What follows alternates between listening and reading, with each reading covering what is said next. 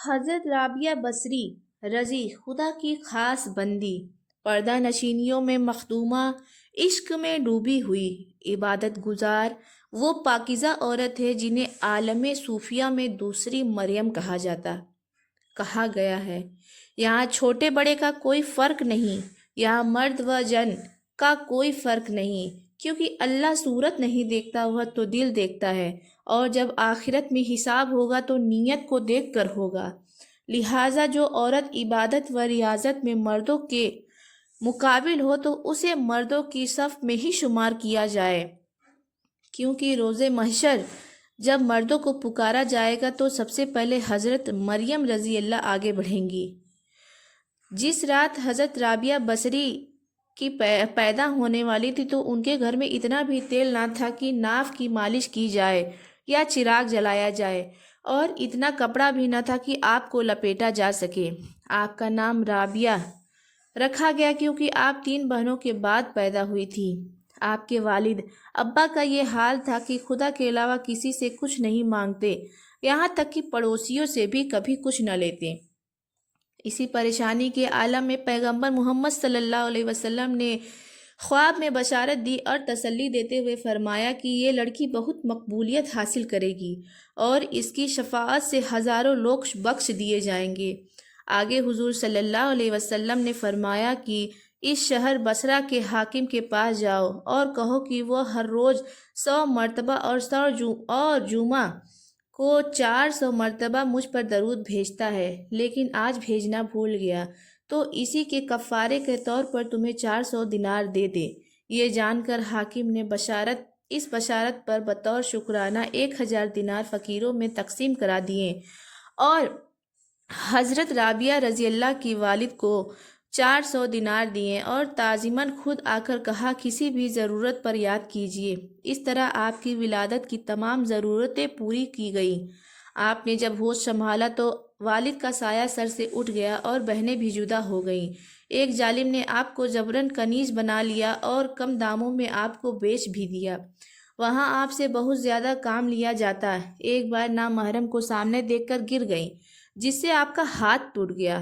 آپ خدا کی بارگاہ میں سر بجود ہو کر عرض کیا کہ یا اللہ، میں بے مددگار پہلے سے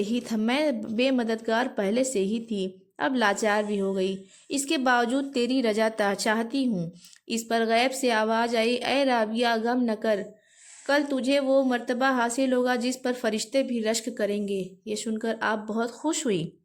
آپ کا معلوم تھا کہ دن میں روزہ رکھتی اور رات بھر عبادت کرتی۔ ایک رات آپ کے مالک کی نیند کھلی تو کیا دیکھتا ہے کہ آپ عبادت میں مشغول ہیں اور خدا سے عرض کر رہی ہیں، یا خدا، میں ہر وقت تیری عبادت کرنا چاہتی ہوں، لیکن تو نے مجھے کسی کی کنیز بنایا ہے، اس لیے دن کو تیری بارگاہ میں حاضر نہیں ہو پاتی۔ یہ سن کر مالک پریشان ہو گیا اور سوچنے لگا، اس سے خدمت لینے کی بجائے مجھے اس کی خدمت کرنی چاہیے۔ اگلے دن اس نے آپ سے کہا، آپ آج سے آزاد ہیں، آپ چاہے تو یہیں رہیں یا کہیں اور جائیں۔ اس کے بعد آپ دن رات خدا کی عبادت میں ہی مشغول رہنے لگی، اور کبھی کبھی حضرت حسن بصری رضی اللہ، جو اس وقت کے بہت بڑے صوفی تھے، کی محفل میں بھی شرکت کرتی۔ آپ کا سفر حج۔ ایک بار آپ حج کرنے گئیں۔ کعبے میں پہنچ کر آپ نے خدا سے دریافت کیا کہ میں خاک سے بنی ہوں اور کعبہ پتھر کا، میں بلا واسطے تجھ سے ملنا چاہتی ہوں۔ اس پر ندا آئی، اے رابعہ، کیا تو دنیا کے نجات کو بدلنا چاہتی ہے؟ کیا اس جہاں میں رہنے والوں کے خون سے اپنے سر لینا چاہتی ہے؟ کیا تجھے معلوم نہیں جب موسیٰ رضی اللہ نے دیدار کی خواہش کی تو ایک تجلی کو طور کا پہاڑ برداشت نہیں کر پایا؟ کافی عرصے بعد جب دوبارہ حج کرنے گئیں تو دیکھا کہ کعبہ خود آپ کے دیدار کو چلا آ رہا ہے۔ آپ نے فرمایا، مجھے حسن کعبہ سے زیادہ جمال خداوندی کی تمنا ہے۔ حضرت ابراہیم ادہم رضی اللہ کی جگہ جگہ نماز ادا کرتے ہوئے پورے 14 سال میں جب حج کرنے مکہ پہنچے تو دیکھتے ہیں کہ کعبہ غائب ہے۔ خدا کی بارگاہ میں گریہ وزاری کرنے لگے، ان آنکھوں سے کیا گناہ ہو گیا؟ تب ندا آئی کہ وہ کسی ضعیف کے استقبال کے لیے گیا ہے۔ कुछ देर बाद काबा अपनी जगह पर था और एक बुढ़िया लाठी ठेकते हुए चली आ रही है। हज़रत अदहम रज़ी अल्लाह ने कहा कि ये निज़ाम के ख़िलाफ़ काम क्यों कर रही हो? तब हज़रत राबिया रज़ी अल्लाह फरमाती हैं कि तुम नमाज़ पढ़ते पढ़ते यहाँ पहुँचे हो और मैं इस इंकसारी के साथ यहाँ पहुँची हूँ। यकीन दो भूखे लोग हज़रत राबिया रज़ी अल्लाह से मुलाकात करने हाजिर हुए और दौराने गुफ्तगू खाने की इच्छा ज़ाहिर की। आपके पास 2 रोटियां थी, लेकिन तभी एक भिखारी मांगता हुआ पहुंचा तो आपने दोनों रोटियां उसे दे दी। अब आप लोगों के लिए कुछ न था। थोड़ी देर ही गुजरा था कि एक कनीज आपकी खिदमत में रोटियां लेकर हाजिर हुई। आपने उन रोटियों को गिना तो वो 18 थीं। आपने वापस कर दी। कनीज के बहुत मनाने पर भी आप नहीं मानी। कुछ देर बाद वो कनीज फिर आई और इस बार 20 रोटियां लेकर आपने कबूल कर ली और उन दोनों के सामने रख दी। ये सब देखकर उनमें से एक ने आपसे पूछा, ये सब क्या माजरा है? तो आपने बताया कि मेरे पास 2 ही रोटियां थी जो आपको देना चाहती थी, लेकिन तभी भिखारी आ गया। मैंने खुदा से दरियाफ्त किया कि या खुदा, तेरा वादा है, तू एक बदले के बदले 10 देता है। फिर मैंने 2 रोटियां उस भिखारी को दे दी। अब रब के वादे के मुताबिक मुझे 20 रोटियां मिलनी चाहिए, तो कम क्यों लूँ? मुझे अपने रब पर और उसके वादे पर पूरा यकीन है। राबिया बसरी को चादर वाली क्यों कहा गया? एक बार आप इबादत करते करते सो गई, तभी एक चोर आया, आपकी चादर लेकर भागने लगा, लेकिन उसे बाहर जाने का रास्ता नजर नहीं आया। वो चादर रखकर जैसे ही पलटा, रास्ता दिखने लगा। उसने फिर चादर उठा ली, लेकिन फिर क्या, रास्ता गायब हो गया। उसने कई बार ऐसा किया, हर बार ऐसा ही हुआ। गैब से आवाज़ आई, तो खुद पर आफत क्यों ला रहा है? इस चादर वाली राबिया रज़ी अल्लाह ने खुद को खुदा के हवाले कर दिया है। इसके पास शैतान भी नहीं फटकता, तो किसी और की क्या मजाल है जो इसे नुकसान पहुंचा सके।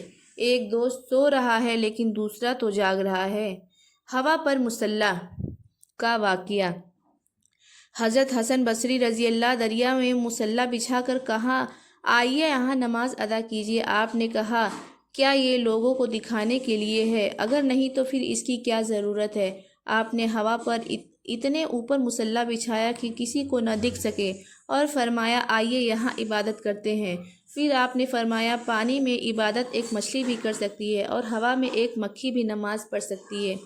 इसका हकीकत से कोई वास्ता नहीं है। एक मजलिस में आपने फरमाया कि जो हज़रत मोहम्मद सल्लल्लाहु अलैहि वसल्लम को सच्चे दिल से मानता है, उसे उनके मोजज़ात में से कुछ हिस्सा ज़रूर मिलता है। ये अलग बात है कि नबियों की मोजज़ा को वलियों के लिए करामत कहते हैं। आपसे पूछा गया कि आपको निकाह की ख्वाहिश नहीं होती, तो आपने फरमाया कि निकाह का ताल्लुक़ तो जिस्म व वजूद से है। जिसका वजूद ही रब में गुम हो गया हो, उसे निकाह की क्या ज़रूरत है? मार्फत तवज्जो का नाम है। मार्फत तवज्जो की पहचान है और आरिफ की पहचान यह है कि वो खुदा से पाकीज़ा दिल की तलब करे। जब दिया जाए तो फ़ौरन खुदा के हवाले कर दे, ताकि बुराइयों से बचा रहे।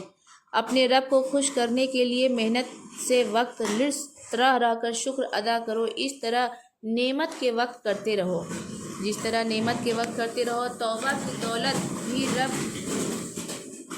की दौलत भी रब की मर्ज़ी से ही मिलती है, वरना लोगों को तो अपने गुनाहों पर फ़ख्र होता है।